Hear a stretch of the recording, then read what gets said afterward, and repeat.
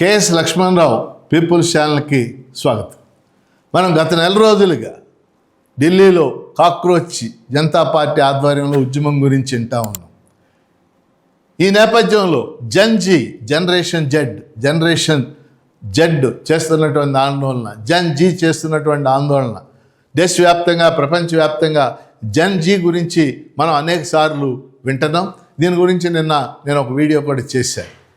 ఇప్పుడు ఇంకో కొత్త తరహా ఆందోళన మీ దృష్టికి తేవడానికి ఈ వీడియోని చేయటం అనేది జరిగింది. నిన్న యూపీలో ఉత్తరప్రదేశ్ రాష్ట్రంలో ఫతేపూర్ జిల్లా కిషన్పూర్లో జన్ ఆల్ఫా ఉద్యమం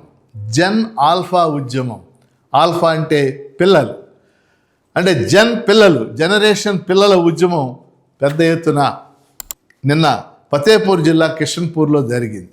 అక్కడ సర్వోదయ అనేటటువంటి పాఠశాలలో పిల్లలు ఆందోళన చేసి అంబేద్కర్ చిత్రపటాలు చేతిలో పట్టుకుని ఆ పిల్లలంతా కూడా ఆందోళన చేశారు.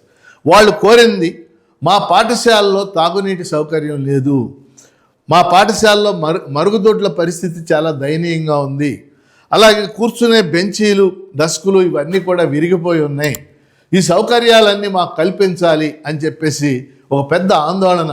అంబేద్కర్ చిత్రపటాన్ని పట్టుకుని వాళ్ళు ఆందోళన చేయటం గొప్ప విశేషం.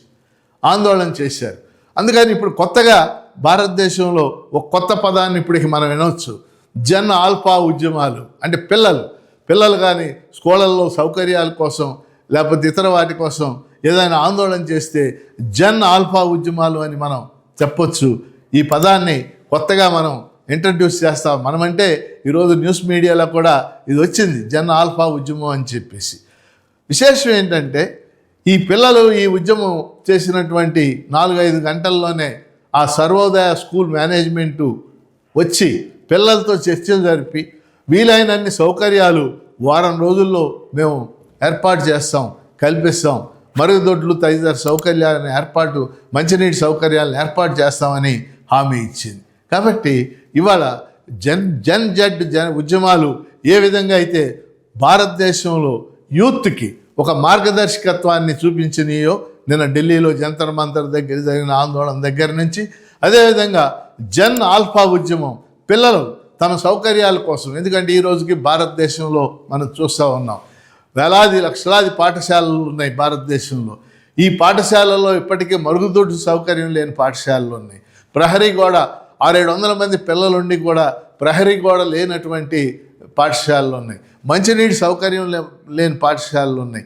ఇలాంటి పాఠశాలలు ఇంకా ముఖ్యంగా ప్రభుత్వ రంగంలో ఎన్నో వేల పాఠశాలలు ఉన్నాయి. అంటే వాళ్ళందరినీ ఆందోళన చేయమని నేనేం చెప్పటం లేదు, కానీ అడిగే హక్కు ఉంది. ఆ అడిగే హక్కే జన్ ఆల్ఫా ఉద్యమం.